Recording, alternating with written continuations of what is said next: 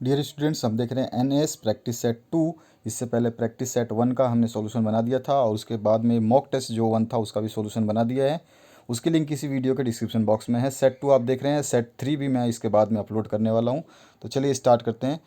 पहला जो क्वेश्चन है आपका, इसमें एक गद्यांश दिया गया है। इसको पढ़ने के बाद में आपको उत्तर देने हैं। यहाँ पे मातृभाषा की उन्नति ही देश की वास्तविक गौरव है।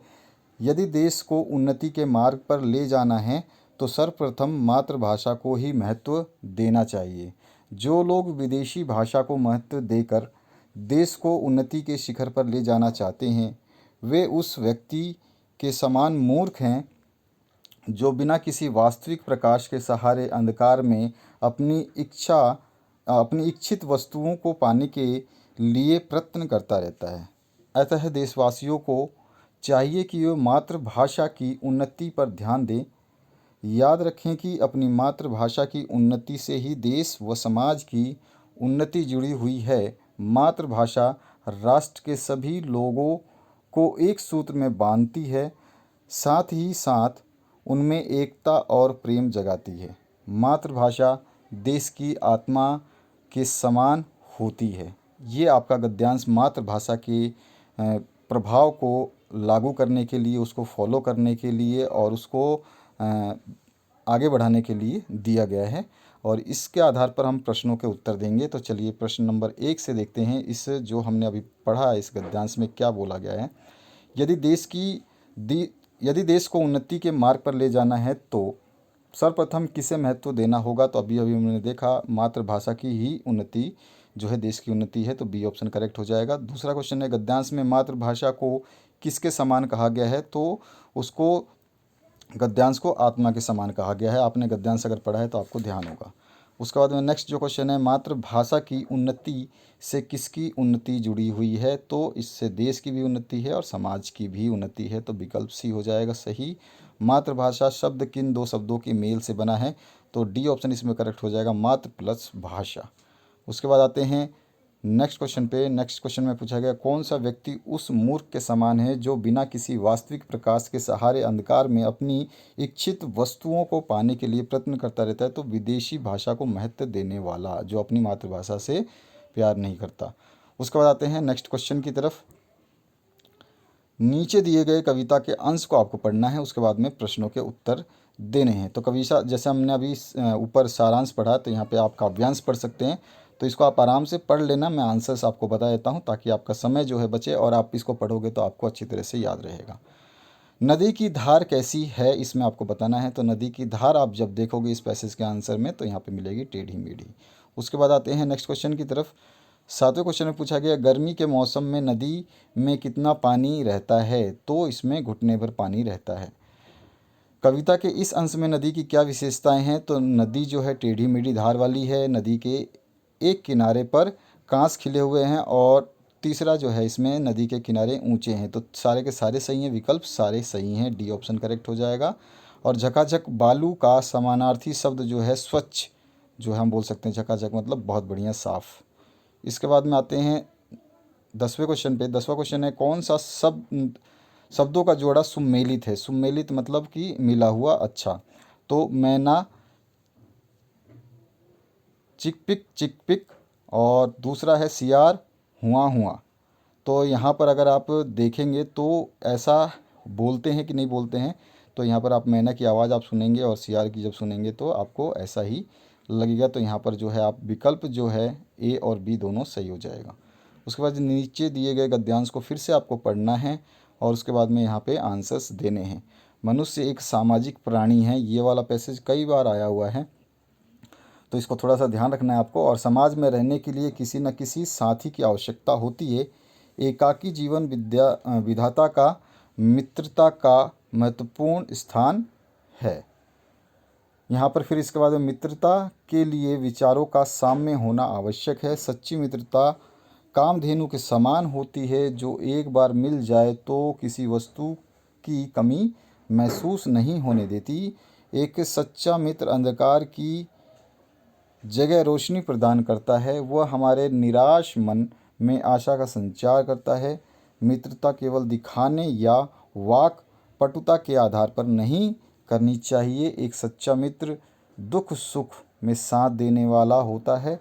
वह अपने मित्र के प्रति दयालु, सहृदय, उदार और बलिदानी प्रवृत्ति का वाला होता है।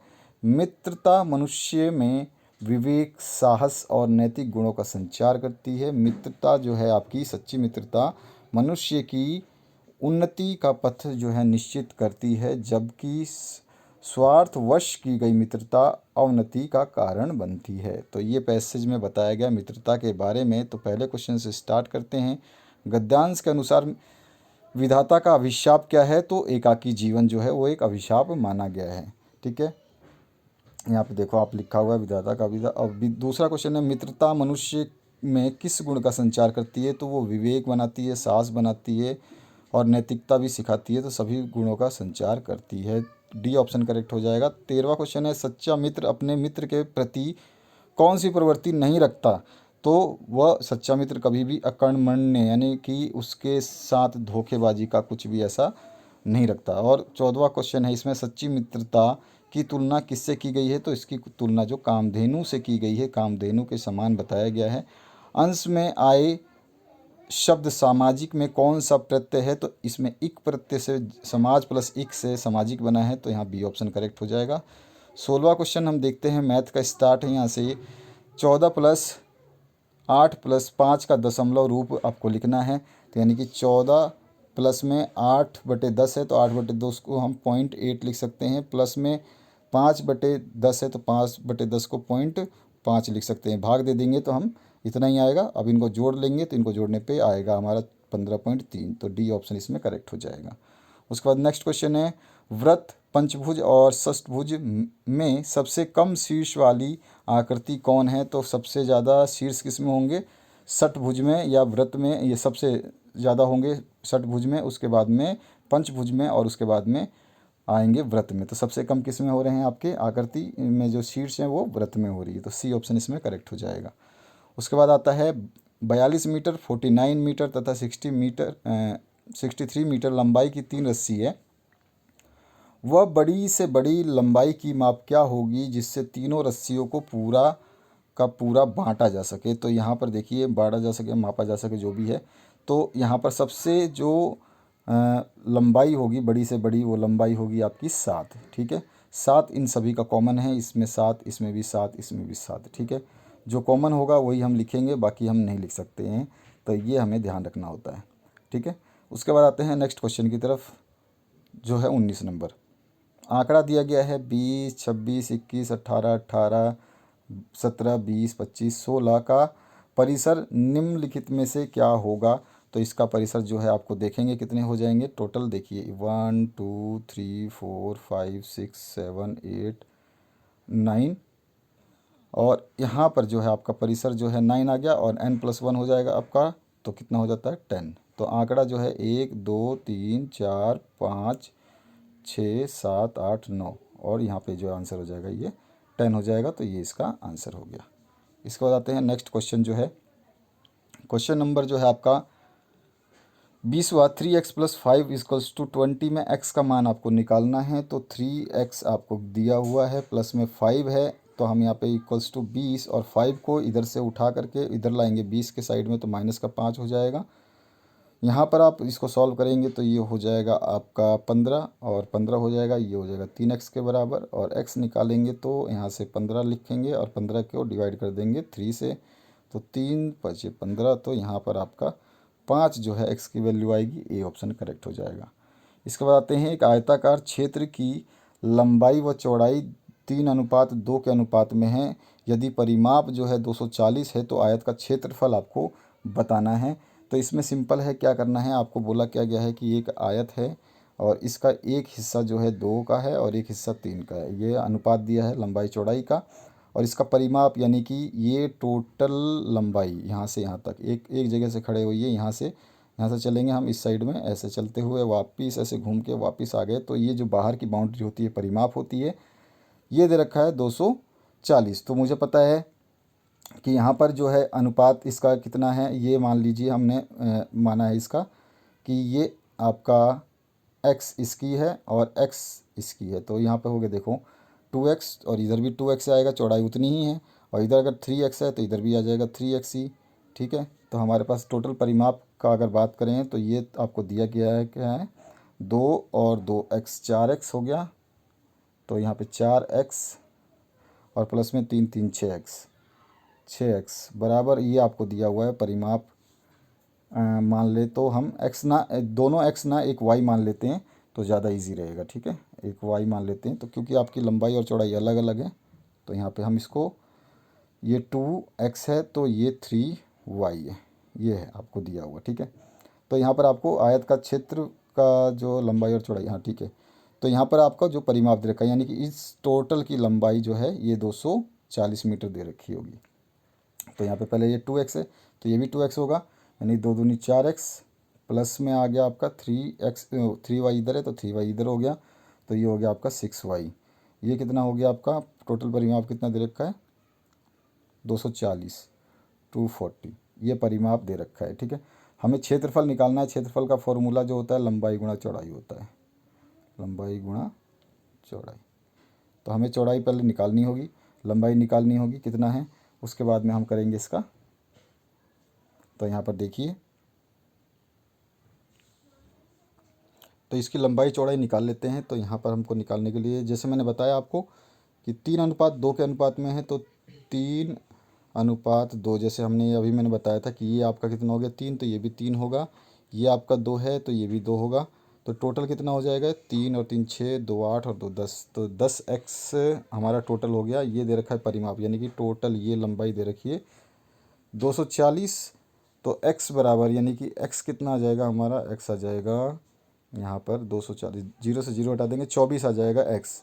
अब हमारे को यहाँ पर बता रखा है कि एक 3 गुना है एक 2 गुना है, तो 3 गुना हो जाएगा आपका 72, तो लंबाई हो जाएगी, और चौड़ाई हो जाएगी इसकी 2 गुना। 2 गुना कितनी है, 24 दूनी 48। ठीक है, तो 48 आ गई आपकी चौड़ाई और 72 आ गई लंबाई। तो 48 गुणा 72 कर लेंगे, लंबाई गुणा चौड़ाई क्षेत्रफल होता है, तो इसका आंसर जो आ जाएगा आपका 3456 वर्ग मीटर।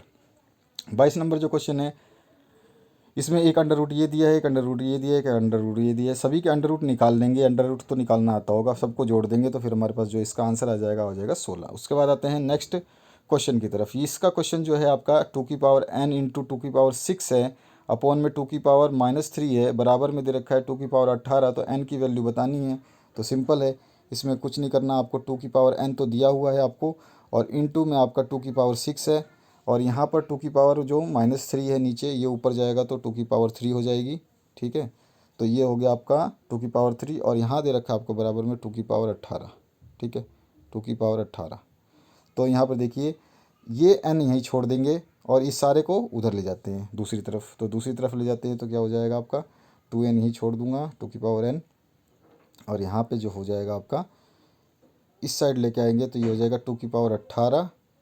ठीक है, और यहाँ से आप इसको माइनस करना है हमें, तो यहाँ से जब इसको ले जाएंगे तो ये हो जाएगा डिवाइड में, तो 2 6 इंटू 2 3। ठीक है, 2 6 इंटू 2 3, तो दोनों घातें जुड़ जाएंगी, तो टोटल हो जाएगा आपका ये यहाँ पर जो हो जाएगा, ये कितना हो जाएगा, 2 6 और 3, 2 9, तो ये हो जाएगा आपका 2 9।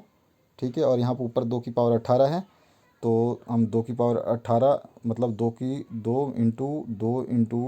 2 करते रहेंगे। तो यहाँ पर जो है आपका अप्रोक्सीमेटली 18 में से 2 9, तो आपका 9 से 9 कट गया, 2 बची 9। अब यहाँ पे 2n है, तो यहाँ से इस n की वैल्यू निकालने के लिए 1 मिनट रुकिए। तो यहाँ पर देखा मैंने आंसर इसका निकालने पर क्या आ रहा है कि ये जो 12 है ये भी नहीं आएगा, 8 है ये भी नहीं आएगा, 18 है ये भी नहीं आएगा, 6 है ये भी नहीं आएगा। तो आपको जब इसका आंसर निकाल रहे हैं तो आएगा आंसर 9। ठीक है, तो ये इसका राइट आंसर है। ठीक है, तो यहाँ पर आपका n की जो वैल्यू निकलेगी वो कितनी निकलेगी, 9। सिंपल है, देख लीजिए क्यों करोगे आप, यहाँ पे 3 आपको माइनस करना है, 9 यहाँ पे अगर आप इसकी पावर दे देते हो तो 9 पावर दोगे तो कितनी हो जाएगी, देखिए मैं देता हूँ 9 पावर। तो 9 पावर देने से 2 की पावर कितनी हो जाएगी, यहाँ पे 2 की पावर हो जाएगी 9 और 6, 9 और 6 14, 9 और 6 15। ठीक है, तो ये कितनी है, 15 हो गई। अब देखिए 9 और 6 15, और नीचे वाली 3 है, ऊपर जब इसको ले जाएंगे तो प्लस की 3 हो जाएगी, तो कितना आ जाएगा 18। तो ये भी 18 के बराबर है, तो इसलिए इसकी पावर कितनी आएगी 9 आएगी। n की पावर 9 आएगी तब जाके 2 की पावर 18 बनेगा। और यहाँ पर कोई भी ऑप्शन ऐसा नहीं है, तो ये आंसर आपको याद रखना है। एक अगला को जो क्वेश्चन है इसकी बात करूँ तो यहाँ पर है 9 मीटर चौड़े आयताकार मैदान के अंदर एक त्रिभुजाकार हरे घास का क्षेत्र है।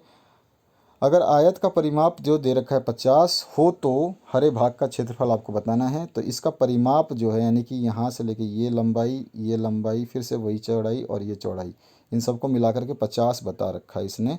आपको बताना क्या है, हरे भाग का क्षेत्रफल बताना है। और इसमें एक बता रखा है कि 9 मीटर चौड़ा आयताकार है, तो इसकी जो लंबाई है 9 दे रखी है। ठीक है, तो ये लंबाई आपको 9 दे रखी है और इसका परिमाप आपको 50 दे रखा है।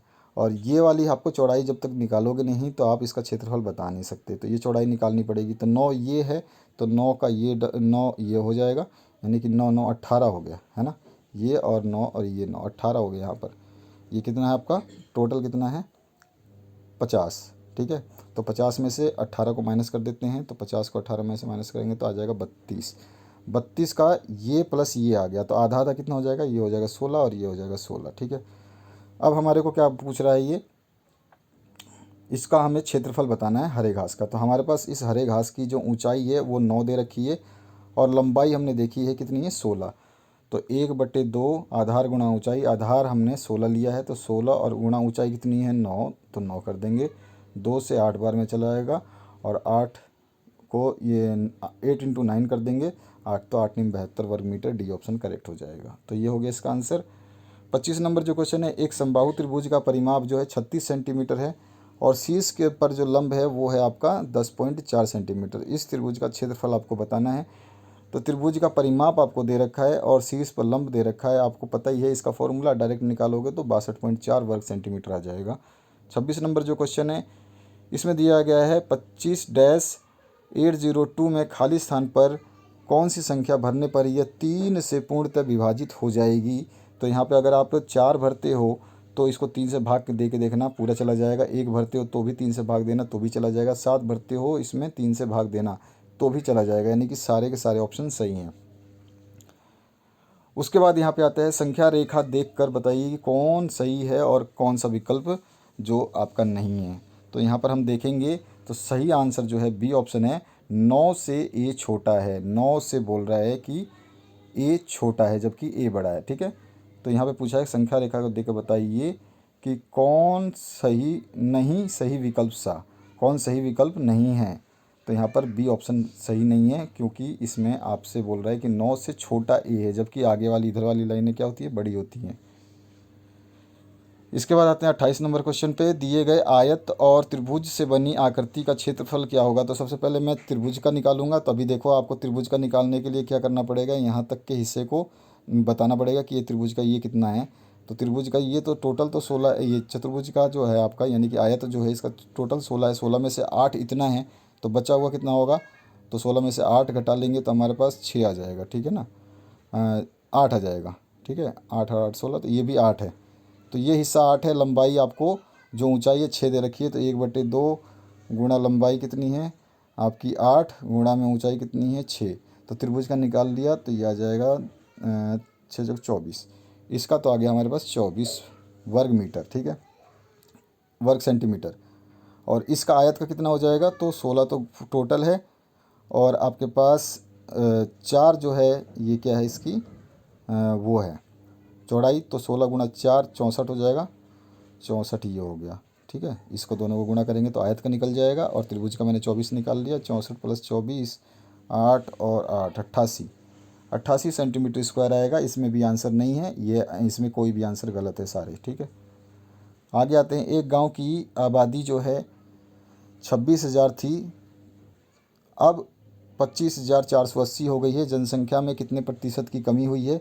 तो देखो 26,000 थी, 26,000 में से इसको घटा दो तो जो आएगा, मान लो कुछ भी आया, मैं अभी घटाऊँ 26,000 में से 25,480 हम घटा देते हैं तो कितनी गिरी जनसंख्या, 0 2, यहाँ पर 9 बचा, यहाँ 3 और यहाँ पे 5 0 और 0। ठीक है, तो लगभग 320 कमी हुई है इसमें। 320 जोड़ोगे तो देखो 0 का 0, 8 और 2 10 का 0, और यहाँ पर आपका हमने इसमें से 0, 8 और 2, यहाँ पर 3 क्यों लिखा हमने, ये तो 0 हो गया, यहाँ पे 9 बचा ना आपका, यहाँ पे 9 बचा, सॉरी 920 जो है कमी हो जाएगी। 900, 400, 600, 600 सॉरी 600, ठीक है 620 हो गई। 620 आपका 14 में से यहाँ पे आपका 620 कमी आ गई, तो यानी कि टोटल 26,000 में से 620 ही कम हुए।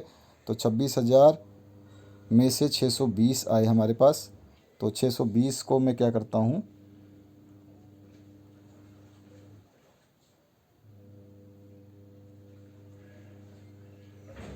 $620 बटे में 2600, 26,000 गुणा में 100। तो यहाँ पे 1 0 से 1 0 कैंसिल, 1 0 से 1 0 कैंसिल, क्योंकि 620 तो आपकी कमी हुई है ना, 26,000 में से इतने ही तो कम हुए हैं ना आपके इसको घटाने के बाद में। तो 620 26,000 का परसेंटेज निकालेंगे, तो ये 0 से 0 कट गया, इसका 0 0 से कट गया, इसके 0 से ये कट गया, और 26 से 62 को काटा तो आपका कितना आ जाएगा, 6 दूनी 12, 2 से 2 बार में कट गया, तो 2% जो है इसका आंसर आ गया। अब आगे आते हैं हम, दिए गए त्रिभुज में एंगल 4, 5 और 6 के मानों का टोटल मान कितना होगा। तो ये इसका सीधा सीधा प्रमेय है कि किसी भी त्रिभुज के बाह्य कोणों का योग जो है 360 डिग्री होता है। तो सी ऑप्शन करेक्ट हो जाएगा। 31 नंबर जो क्वेश्चन है, एक बर्तन में चने के कुछ भीगे बीजों को रखा जाए, कुछ दिनों के बाद बीजों में पौधा बनने की प्रक्रिया, कौन सा चरण सर्वप्रथम दिखाई देगा। तो बीज में अंकुरण होना दिखाई देगा, ए ऑप्शन करेक्ट हो जाएगा। उसके बाद में आते हैं हम 32 नंबर क्वेश्चन पे, जिस प्रकार जीव जंतुओं के शरीर से पसीना, मलमूत्र आदि के रूप में हानिकारक अपशिष्ट पदार्थों को बाहर निकालने की प्रक्रिया को उत्सर्जन कहते हैं, उसी प्रकार पेड़ पौधों में भी उत्सर्जन की प्रक्रिया फलस्वरूप किन किन पदार्थों का स्त्राव होता है। तो रबर, गोंद, राल, ये सारी जो चीज़ें हैं ये उनका मल के रूप में स्त्राव होता है। उसके बाद आते हैं नेक्स्ट क्वेश्चन पे, दैनिक जीवन के किन किन क्षेत्रों में हम पदार्थों का सामूहिकरण अपनी सुविधा के लिए इस तरह से करते हैं ताकि ज़रूरत के समय उस वस्तु को आसानी से ढूंढा या पाया जा सके। तो यहाँ पे आपके जो है सारे के सारे विकल्प सही हो जाएंगे। पुस्तकालय, दवाखाना, रसोई घर, सारे विकल्प सही हैं। कोनूनों से रेशम के रेशों को अलग करके उनका संसाधन किया जाता है, और इन सभी रेशमी धागों का उपयोग वस्त्र बनाने में होता है। रेशम का रेशा स्टील के तार जितना मजबूत होता है। यह किस पदार्थ का बना होता है। तो ये प्रोटीन का बना होता है। उसके बाद आते हैं नेक्स्ट क्वेश्चन की तरफ, निम्न में से कौन सा कथन सही है, ये आपको बताना है। तो अत्यधिक शारीरिक श्रम करने के बाद हमारे हाथ पैर की पेशियों में दर्द एवं ऐंठन होने लगता है, और गर्म पानी के स्नान करने अथवा शरीर की मालिश करवाने पर हमें दर्द या ऐंठन से आराम मिलता है। तो ये दोनों चीज़ें सही हैं। तो कथन 1 और 2 दोनों सही है। 36वां क्वेश्चन है, वायु विभिन्न गैसों का मिश्रण है और वायु द्वारा डाले गए दबाव को वायुमंडलीय दाब कहते हैं। पृथ्वी की सतह से ऊंचाई के बढ़ने के साथ साथ वायुमंडलीय दाब में परिवर्तन होता है। दाब क्या है, जो है घटता रहता है। तो डी ऑप्शन करेक्ट हो जाएगा। उसके बाद आते हैं 37 नंबर में, आपको सही विकल्प बताना है। कथन क्या है, जंग लगना एक लाभदायक रासायनिक परिवर्तन है। नहीं, ये गलत है, कथन गलत है बिल्कुल। और लोहे से बने सामानों को खुले में छोड़ देने पर पानी और नम हवा के संपर्क में आने पर जो है उस पर भूरी रंग की परत जो जमती है उसको हम जंग कहते हैं। तो ये कारण सही है। इसके बाद आते हैं, रिक्त स्थान की पूर्ति करनी है। घर्षण को बढ़ाने या कम करने के कई तरीके होते हैं, जैसे मोटर, मैकेनिक मशीनों में ग्रीस, तेल आदि डाल करके मशीन में होने वाले घर्षण को कम कर देते हैं। बी ऑप्शन इसमें करेक्ट हो जाएगा। उसके बाद आते हैं सही विकल्प का चयन करने के लिए।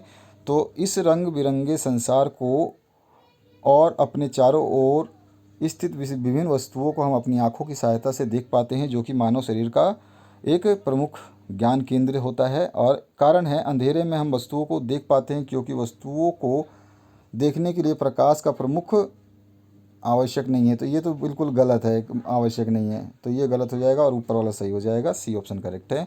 पेड़ पौधों को पोषण प्रदान करने वाले रासायनिक पदार्थ जैसे यूरिया, पोटास, सुपर फॉस्फेट आदि किसके उदाहरण हैं। तो सारे के सारे जो है उर्वरक हैं, यानी कि खाद वगैरह हैं। उसके बाद आते हैं 41वें नंबर, जो रेशे कृत्रिम तरीकों से प्रयोगशालाओं में बनाए जाते हैं संश्लिष्ट या मानव निर्मित रेशे कहलाते हैं। निम्नलिखित में से सही विकल्प कौन सा है? तो आपका जो है सही विकल्प का चयन करना है तो नायलॉन, ठीक है, ये आपका जो है लैब में बनता है। बाकी आपके जो हैं ये सारे के सारे प्राकृतिक हैं। इसके बाद आते हैं 42 नंबर पे, रिक्त स्थानों की पूर्ति करना है। ध्वनि को संचरण के लिए किसी माध्यम की ज़रूरत होती है। ऐसी जगह जहाँ वायु ना हो तो ध्वनि संचरित नहीं हो सकती, खाली स्थान कहलाता है। तो निर्वात, जहाँ पे वायु नहीं हो उसको वैक्यूम कहते हैं, वहाँ पे हवा नहीं होती है। उसके बाद आते हैं हम 43 में, लोहे के पात्रों बर्तनों आदि को संक्षारण से बचाने हेतु लोहे के ऊपर धातु की एक परत चढ़ाना यशद लेपन या गैल्वेनीकृत करना कहलाता है। इस प्रक्रिया में जिस धातु का लेपन किया जाता है वह क्रोमियम होती है, ठीक है। इसके बाद आते हैं नेक्स्ट क्वेश्चन की तरफ। सूर्य की परिक्रमा करते समय पृथ्वी के अक्ष का झुकाव सदा एक ही ओर रहता है। इस झुकाव और सूर्य की परिक्रमा के कारण ही पृथ्वी पर किसी प्रकार का परिवर्तन होता है। तो कौन सा होता है? ऋतु परिवर्तन। 45 नंबर है, समुद्र तटीय क्षेत्रों में वायु में नमी तथा लवणता अधिक होती है, जिसके कारण पुल, मकान के ग्रिल, नाव, जहाज आदि में जंग बहुत जल्दी लगता है और वे कमज़ोर हो जाते हैं। इससे बड़े पैमाने पर खालिस्तान होती है, क्योंकि जंग के कारण हर वर्ष लाखों रुपयों की क्षति होती है। तो ये आर्थिक हानि करता है। जब ये खराब होंगे तो आर्थिक हानि ही होगी, फिर से बनवाना पड़ेगा। 46 नंबर है, किसी देश अथवा स्थान का इतिहास जानने के लिए तथा उनके उचित विश्लेषण में पुरातात्विक साक्ष्यों और स्रोतों की महत्वपूर्ण भूमिका होती है। पुरातात्विक जो साक्ष्य के अंतर्गत आप कौन से समूह को शामिल करेंगे? तो अभिलेख जो है, विदेशी यात्रा विवरण और धार्मिक साहित्य, सारे के सारे पुरातात्विक माने जाते हैं। इसके बाद आते हैं अगर हम बात करें तो यहाँ पर अभिलेख, वेद, सिक्के और पुराण जो हैं ये आपको नहीं बताते। पुराण जो है पौराणिक कथा के ऊपर बताती हैं, ठीक है, इस तरह से, इसलिए ये ऑप्शन करेक्ट होगा। कथन है, हमारे सौर परिवार का एक ग्रह पृथ्वी है और कारण चंद्रमा पृथ्वी की परिक्रमा करता है। तो दोनों ही सही हैं। इसके बाद आते हैं 48 नंबर क्वेश्चन पे। इसमें निम्नलिखित विविधताओं में से कौन सी विविधता किसी देश की भौगोलिक विविधता को दर्शाता है? तो यहाँ पर जो है आप वह ऑप्शन पढ़ेंगे, यानी कि हिमालय से सटे क्षेत्रों में अत्यधिक ठंड पड़ती है जबकि मरुस्थल क्षेत्रों में गर्मी। ये बिल्कुल सही बात है, जहाँ रेगिस्तान होता है वहाँ गर्मी होती है। उसके बाद में 100 ऑप्शन जो पढ़ेंगे, मेघालय के मासिनराम को दुनिया में सर्वाधिक वर्षा वाला क्षेत्र के रूप में जाना जाता है और राजस्थान में सबसे कम वर्षा होती है, बिल्कुल सही ऑप्शन है। इसके बाद आते हैं 49 नंबर क्वेश्चन पे। तो यहाँ पे दिए गए भारत के मानचित्र में अलग अलग स्थान सैनिक अभियानों का दर्शाया गया है और यहाँ पे ये सैनिक अभियान जो दिल्ली सल्तनत के किस वंश के शासक द्वारा चलाया गया था ये बताना है। तो ये सारे के सारे जो आप मैप देख रहे हैं, इस मैप में जो चीज़ चलाई गई हैं ये तुगलक वंश द्वारा चलाई गई हैं। ये ऑप्शन करेक्ट हो जाएगा। 50वां क्वेश्चन है, यह मंदिर भारत के पूर्वी राज्य में स्थित है और इसके बाद में है, इस मंदिर का निर्माण नगर शैली में हुआ। इस मंदिर का नाम आपको बताना है, लिंगराज मंदिर है ये। तो यहाँ पर इसका आंसर आपका हो जाएगा। 51 नंबर जो क्वेश्चन है, किसी भी देश में लोकतंत्र की सफलता इस बात पर निर्भर करती है कि सभी लोगों को मत देने का वैधानिक अधिकार है या नहीं। भारत में किसे मत देने का अधिकार है? तो भारत में सभी वयस्क नागरिकों को मत देने का अधिकार है जो 18 साल से ऊपर के हैं। लोकतंत्र में एक दलीय व्यवस्था के स्थान पर बहुदलीय व्यवस्था ज़्यादा महत्वपूर्ण होती है, क्योंकि सारी चीज़ें उसके अंदर आ जाती हैं, जिसमें जनता के सभी वर्गों की आकांक्षाओं को समान में लाते हैं, समानता में लाते हैं। उसके बाद में बहुदलीय व्यवस्था होने के कारण अन्य राजनीतिक प्रतिपक्ष की भूमिका जो है निभाते हैं और लोकतंत्र को मजबूत बनाते हैं। बहुदलीय व्यवस्था ही लोकतंत्र में किसी भी एक दल को जो है निरंकुशता से बचाती है, अपनी जो है मनमानी से बचाती है। 53 नंबर, दिए गए मानचित्र को देख करके बताना है कि कौन सा तटीय राज्य चक्रवर्ती क्षेत्र का भाग नहीं है। तो यहाँ पर आप जाओगे तो देखोगे इस जगह पर तो महाराष्ट्र को बिल्कुल हटा रखा है। तो यहाँ पर जो है ये आपका आंसर हो जाएगा महाराष्ट्र। 54 नंबर जो क्वेश्चन है, दिए गए वायुमंडल परत के चित्र को देखें और यह पता लगाएं कि किस परत में मौसमी घटनाएं होती हैं। तो आपको पता होना चाहिए कि क्षोभ मंडल जो होती है उसमें आपकी मौसमी घटनाएं होती हैं। तो यहाँ पर हम आ जाते हैं क्षोभ मंडल पे। तो क्षोभ मंडल डी ऑप्शन आपका करेक्ट हो जाएगा, ठीक है। क्षोभ मंडल आपका सबसे नीचे वाला। तापमंडल और ये जो मध्य मंडल ये बहुत दूर होते हैं। जहाँ 200 सेंटीमीटर से अधिक वर्षा होती है वह किस प्रकार का वन होता है वहाँ पर?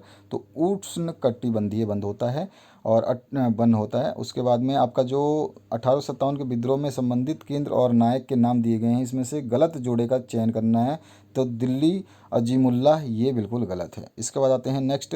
कानपुर में नाना साहेब थे ही, इलाहाबाद में लियाकत अली थे और झांसी में रानी लक्ष्मीबाई थी ही। परिच्छेद दे रखा है, भारत में ब्रिटिश साम्राज्य के विस्तार के लिए लॉर्ड डलहौजी ने विलय राज्य हड़प की नीति को जो है अपनाया था, सहारा लिया था। इसके तहत सर्वप्रथम 17 संबलपुर, नागपुर और झांसी को इस आधार पर अपने राज्यों में मिलाया गया कि इन रियासतों का कोई पुरुष वारिस नहीं था। तो यहाँ पर बिल्कुल सही बात है, यहाँ पर बी ऑप्शन करेक्ट हो जाएगा। सिद्धांत क्या था? पुरुष वारिस ना होने के कारण। और दिए गए कथनों में जो है कौन सा कथन भारतीय संविधान से संबंधित है? तो कथन 1 और 2 आप देखेंगे, जो कि प्रस्तावना को संविधान का सार माना जाता है, ये वाला। और संविधान 42 का जो संशोधन हुआ था 1976 में, उसको किया गया है। तो कथन बी इसका सही हो जाएगा। इसके बाद में भारतीय नागरिकों को प्रदान किए गए सांस्कृतिक एवं शिक्षण अधिकारों का मुख्य उद्देश्य क्या है? तो उसका उद्देश्य सभी आएंगे, यहाँ पे सारे पढ़ लेना, सारे सही हैं। 60वां क्वेश्चन है, दिए गए मानचित्र में चावल उत्पादक देशों को दिखाया गया है, 2 और 3 में किस देश को दिखाया गया है ये आपको बताना है। तो यहाँ पे 2 नंबर और 3 नंबर, ये 2 नंबर है और ये 3 नंबर देश है। तो एक चीन है और दूसरा ये जापान है। तो यहाँ पर ए ऑप्शन करेक्ट हो जाएगा। तो आशा करता हूँ इस वीडियो से आप लोगों को काफ़ी हेल्प मिली होगी और बने रहिए इस चैनल के साथ में। लाइक शेयर सब्सक्राइब कर लेना, ताकि आपका जो भी वीडियो सेट नंबर 3 डालने वाला हूँ उसको भी आप देख लेना। तो यहाँ पर सेट नंबर 2 है, सेट नंबर 1 ऑलरेडी डाल चुका हूँ, मॉक टेस्ट का पेपर डाल चुका हूँ। तो ये सारे अगर आपने सारे सेट पढ़ लिए तो गारंटी है आप एनएस पेपर में ऐसे मज़े से पास होने वाले हो जिसका कोई जवाब नहीं है। लेकिन ध्यान रखना कि आप अपने आप को मजबूत करना, बढ़िया से पढ़ना, हर चीज़ को बढ़िया से तैयार करना। आने वाला पेपर आपके लिए खास होने वाला है। तो जितने भी मैं पेपर डाल रहा हूँ इनको ज़रूर ध्यान से ज़रूर देखें, आपकी कक्षा के पेपर भी देखें। ज़रूरी नहीं है कि एनएएस में वही क्वेश्चन पूछे जाएंगे जो केवल एनएएस के पेपर में ही आए हैं, आपकी कक्षा में जो विषय हैं उनमें से भी आते हैं। इसीलिए तो ये आपके विषय के ही क्वेश्चंस तो हैं। तो आशा करता हूँ इस वीडियो से आप लोगों को हेल्प मिलेगी। Thank you very much, have a good day.